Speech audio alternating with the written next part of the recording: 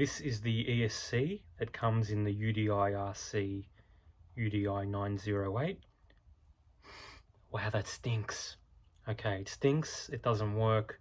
You plug in your 3S battery and you don't get beep beep beep like you normally do. And also when you plug in your cable to your receiver, the receiver doesn't light up. So it is dead. No voltage anywhere, no beeping, nothing. So we've unplugged all the fuel tube or cooling tube, and this is all that's left. So it looks like some kind of metal plate that that's got the holes to screw in to the boat. So it would be good if I could retain that and then just mount a new ESC onto this plate. That way I can mount the ESC back into the boat when I get a new one, and I don't have to worry about mounting the ESC, because all you've got access to are these two holes here. You don't really get good access to under here unless you take out all the screws under the boat and then pop the top off, but then you break the seal that's on the edge here. So I'd rather not break that seal.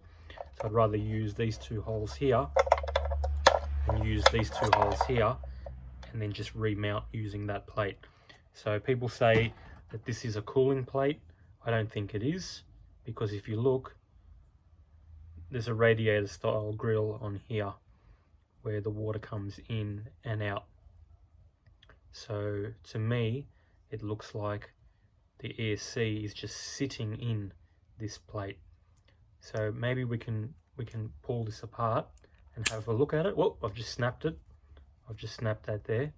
That was sitting there, and I've just snapped it right off. Let's look at the other side. Okay. Can I pop that off safely without snapping it? Okay, well that one just broke as well. Doesn't matter, I'm going to use silicone to put the new one on anyway. So we can throw that part in the bin. Okay, alright, let's see what happens here now. Okay, so that's just resting on there, and that was just on there. Is it thermal paste?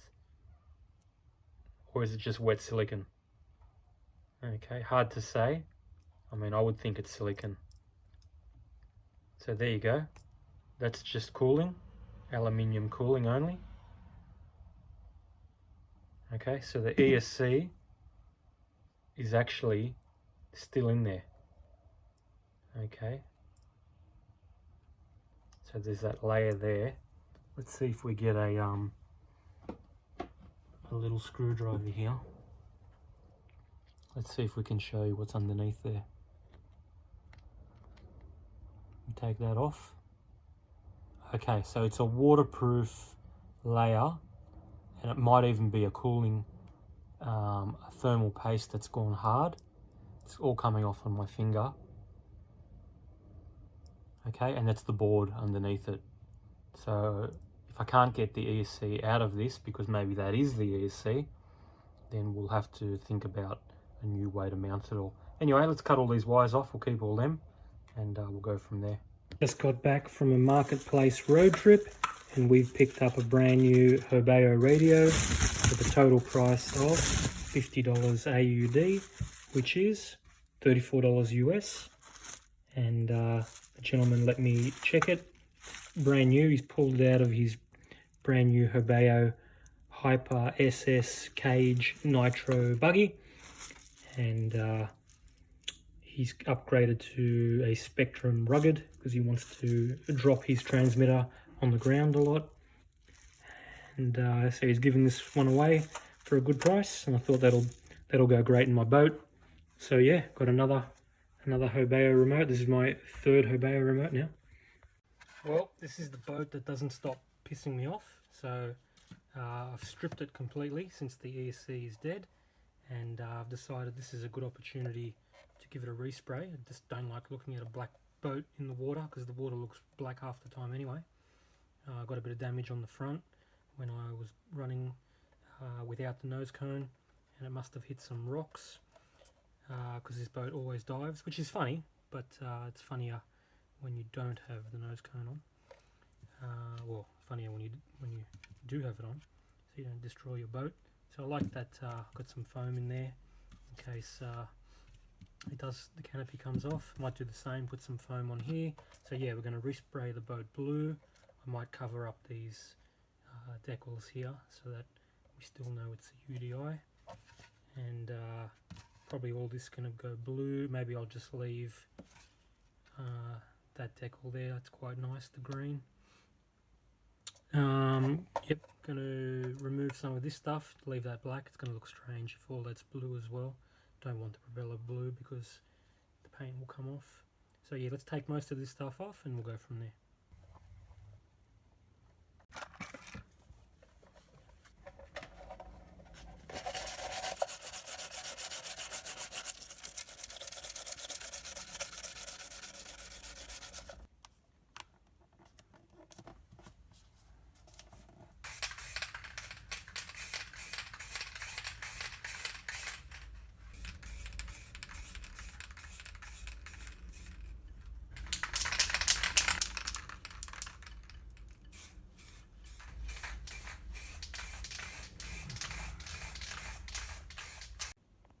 So if you want to see what I've done, I've used the rule to hold the tip of the boat, okay, and it's just balancing on that shaft down the bottom there. Anyway, it's a matte blue finish.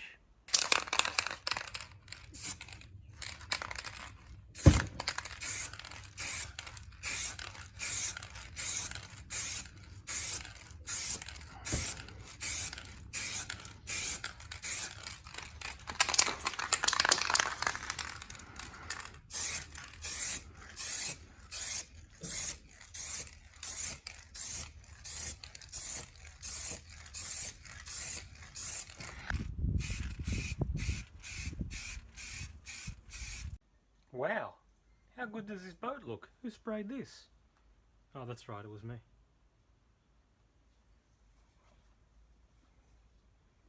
Well, after all the pain of making so many mistakes, it's finally come out alright. I guess what I did wrong was trying to spray too much paint in one go. So I'll try and remember that for next time. Just do light coats and do a few coats. If you make some mistakes, have another go. Touch it up. Don't try and paint it fantastically all in one go, you'll never do it.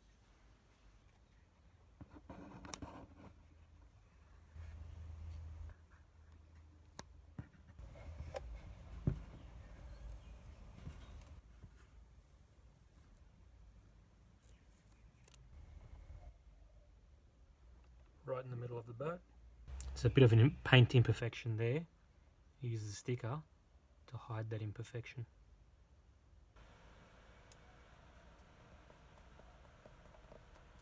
This little cap that goes in the back of the boat, we filled it up with grease. Here, lots of grease in the cap. And then we've put the steering linkage through the grease, through the cap.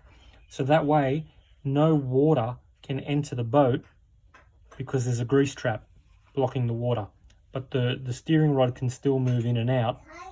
The steering rod can still slide, but the grease will block the salt water from getting into the boat. Alrighty, now that we've got the steering linkage back on, it might be time to open up the steering servo.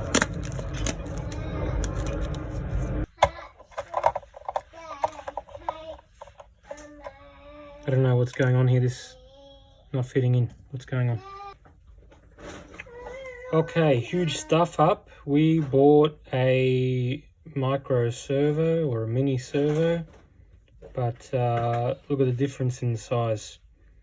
We bought the wrong one. This is the mounting plate. We have marked out the lines where we're going to do the cut with the cutting blade on the rotary tool, and that way this ESC can fit nicely into this tray.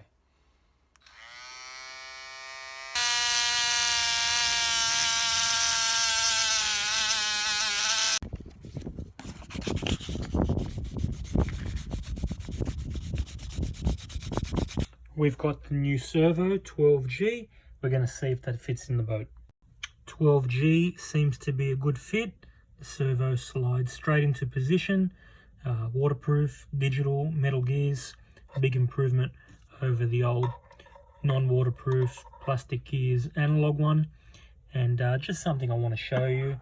If if we compare the old servo to the new servo, just take it out quickly. If we have a look at them, the lugs, look at the difference in the lugs. The old one's got the lugs right up the top here, and then these ones here, the lugs are just a little bit lower. So if you put them next to each other, there's a big difference in the position of the lugs. So we got away with it that time because we don't have to use these little lugs to mount. We're using a brace that goes across the top. So very lucky the design was lay down servo. Now because the ESC doesn't have any connections on the end, we're going to have to solder some on. We're going to solder on the old cables from the old ESC that's died. So we're going to start stripping some wires first, get the Japanese soldering iron out, and while I'm doing some soldering, I'm going to fix this little Paw Patrol car for my son. It's missing one of the contacts, so we're going to make one up from some old vintage circuit racing cars that I've got. So we've stripped off the silicon on the wire using the wire strippers. It's ready to go. We've cut our heat shrink. That's ready to go as well. So it's time to plug in the soldering iron.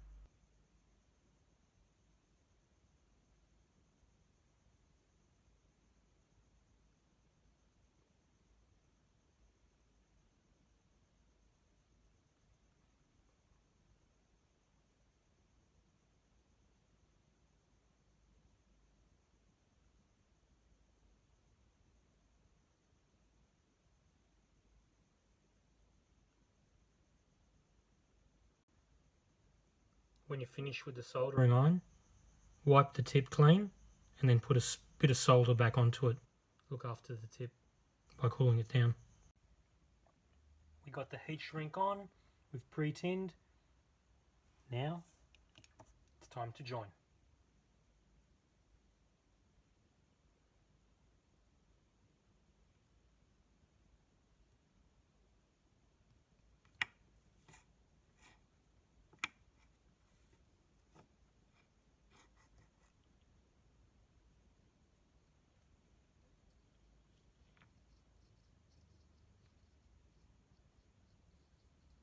Alright, let's give our little 3S battery a quick charge.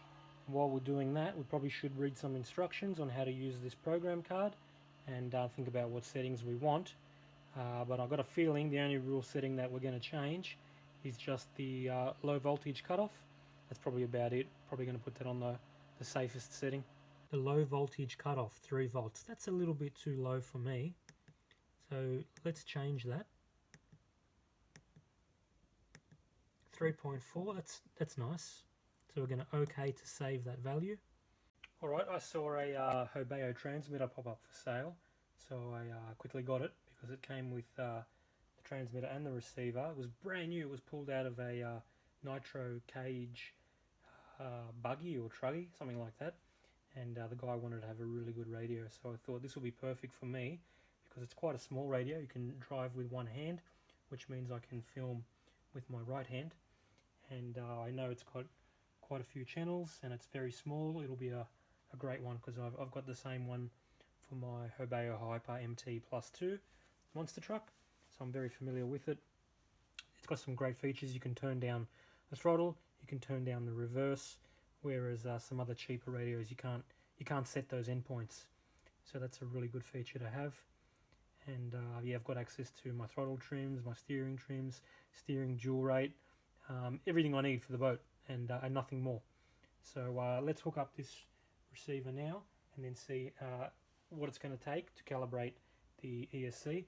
I've plugged in the motor this time because I just don't think this ESC works unless it detects a motor is connected. Alright, so we've plugged in our old steering servo just as a test. Plugged in the new ESC. Let's do what it wants. Turn on the transmitter, give it full throttle. Let's go and plug in the battery. When we hear 2 beeps, we're going to let go of the throttle. Let go. Beep, beep, beep. I guess that means we've got 3S. Let's check the let's check the steering first. We've got steering, and we'll check the rotation of the motor.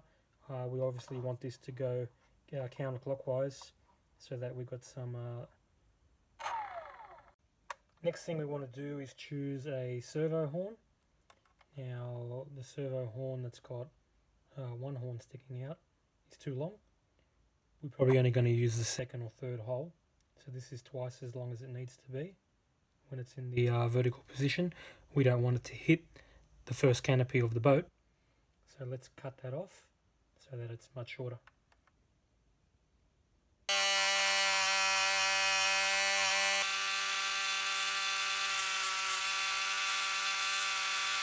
Now, when we put our ESC on the mounting plate, okay, we've done a nice little cutout in the back of the plate for all this stuff to hang through here, okay, but we forgot to do any cutouts on this side. So we want to do a little cutout for the red wire here and a little cutout for the black wire here. This one here, the thin one, is so flexible, it's just going to go up, it's going to be out of the road, it's going to be no problem at all. So 2 cutouts here. Let's get the high-speed tool and do those cuts now.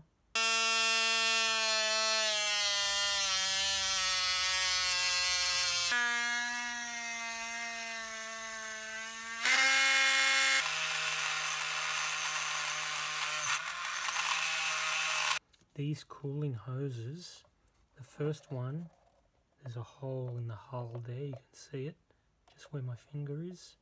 That's where the water comes into the boat from underneath the boat on that hole there.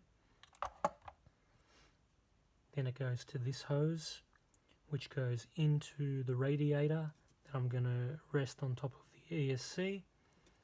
Goes around the loop, comes back out here. This is where the problem is. Although the original hoses fit on there, then it needs to loop back into the ESC, and that's about 1 millimeter smaller diameter than these pipes. So these hoses are just going to flop around on here. It's way too loose.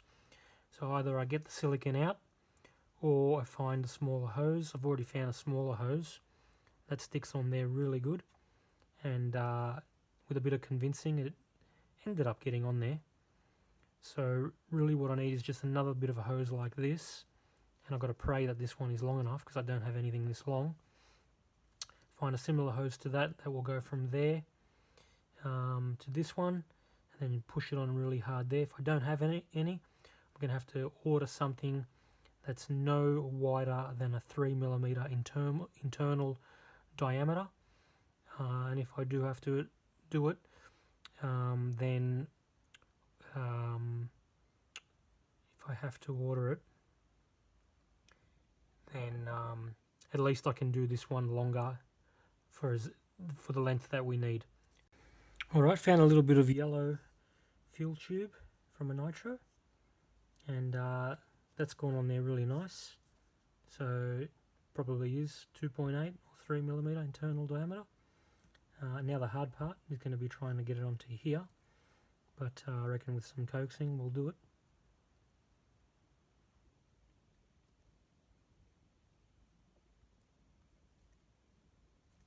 Oh, yeah, that's tight.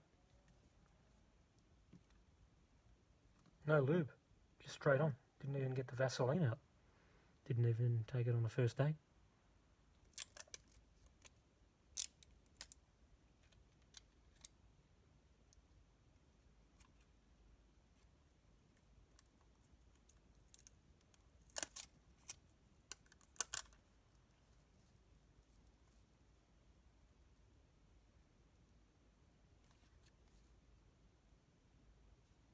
Let's grab everything now that it's all hooked up, and we'll do a test fit, see if everything goes in okay.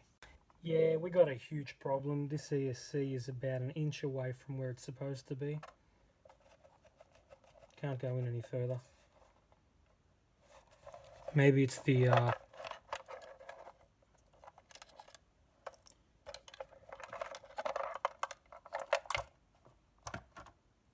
maybe it's this one. Alright, we got good news and bad news. The bad news is we couldn't strap the ESC and the radiator and the mounting plate all to each other and jam it in there, it just wouldn't go. But if I strap the radiator to the ESC and put that in there and then slide the mounting plate underneath it, that seems to have worked. So the only problem with that is the ESC could slide on the mounting plate, but since the motor's going to be there and since there's all this fuel tube holding everything in place, cooling tube, I don't think anything's going to move anywhere. So that means time to put the motor back in. So now that we've got the motor back in, we can put this protector back on top and see if that stops all the tubes rubbing on the motor, and I can also see some wires are rubbing on the motor. So let's try our best to get everything clear from the motor. Hallelujah, we've managed to get the motor back in. The motor cowl on top, which means the fuel tube will touch the cowl and not touch the motor, and the battery wires can all go on top of that cowl. We don't have to worry about any rubbing. And I've also managed to route the 3 engine wires down in there underneath the cowl, so they're not going to touch the motor either now because there's a lot of tension on them. So I think we are ready to start talking about mounting the receiver and reconnecting up this flex shaft that I've pushed out to keep it right out of the way. So we're ready to mount that back up there now, and we are getting very close to the end of this project. Now, before we go and mount our beautiful brand new little Hobao receiver, we probably should waterproof it, and I don't have any conformal coat, so I'm thinking to go and buy some clear nail polish from the chemist, the discount chemist. That'll probably be best. We'll do both sides with the clear nail polish. We just do the board on both sides. We don't have to worry about the pins. Plug the boat in.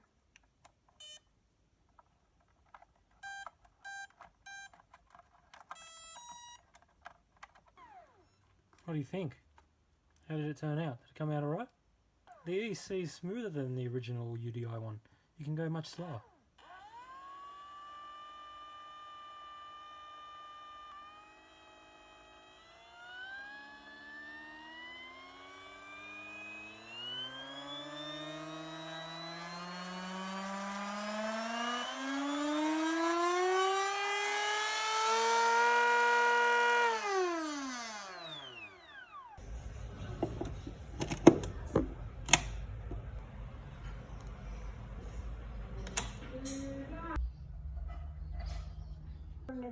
Plug in the battery to the card, 12.64, now that's charged. UDI908, first test after the upgrade to the ZTW Shark G2 ESC. Let's see if it still floats, and also let's see if it can flip if it capsizes. Self-riding, we need that feature. Okay, so we're trying to trim the boat. It just wants to turn right at the moment. Now, I can't see any water coming out the side of the boat. We're going to have to bring it back in and see if it's taking on water.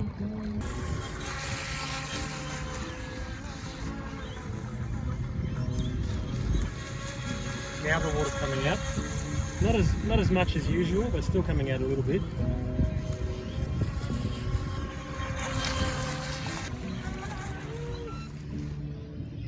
Okay, we flipped.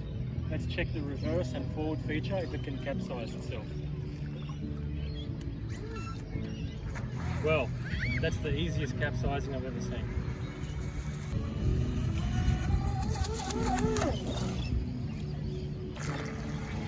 Alright, so we're just going to see if it's full of water because it was nosediving.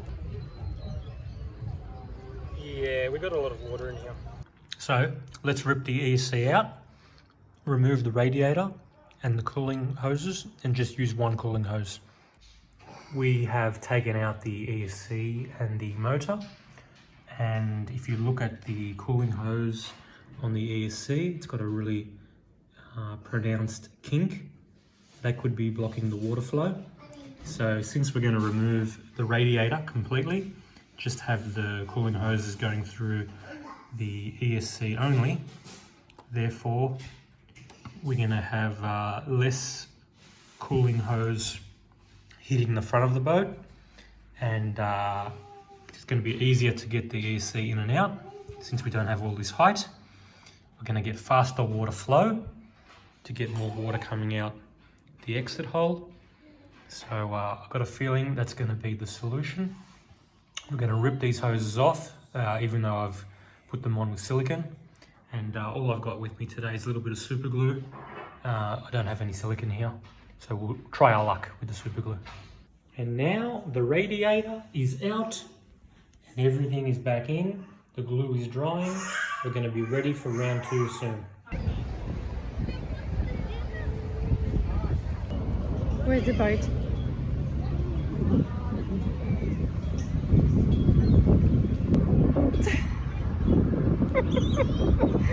We've got 2 problems. The flex shaft cable came out of the coupler, so we've got no drive, and the shaft has moved backwards.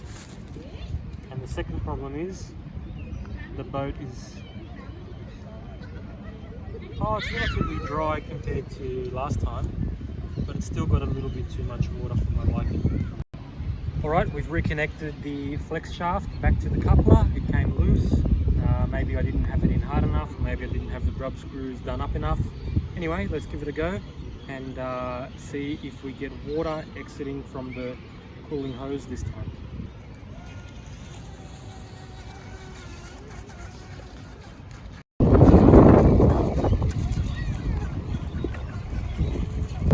Boat is going really good. Don't think it's taking on water anymore. The cooling system is working perfectly, and we've got a good turning circle.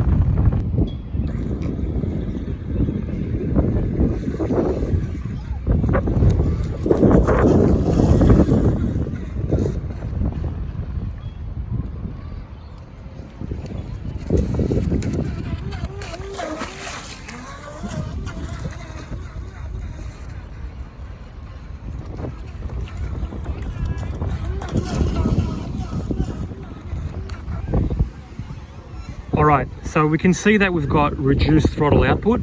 That's because of the low voltage cutoff, but it's not a cutoff, it's just a reduction of power. And also, I don't know if you can hear that. It's 3 beeps, beep, beep, beep. That means reduced power. So it's kind of just enough power to get back to shore. It wouldn't be enough power to self-right or anything like that if you've capsized. But it's a great feature because you know you've hit the 3.4 volts that I set using the programming card, and we can return to shore safely. Alright, now we're going to have a quick look and see how much water the boat has taken in. Wow, that is an insane amount of water. We're going to have to recheck this cooling system as there's definitely a leak. That's going to kill our servo and radio very fast, if not the battery. A few days later, look how swollen my battery is. It's all puffed up. Yeah, we've lost 1 cell. So we can see a steady stream of water is coming out, kind of like a fast drip. And if we look where it's coming from the nipple. It's not coming from the hatch.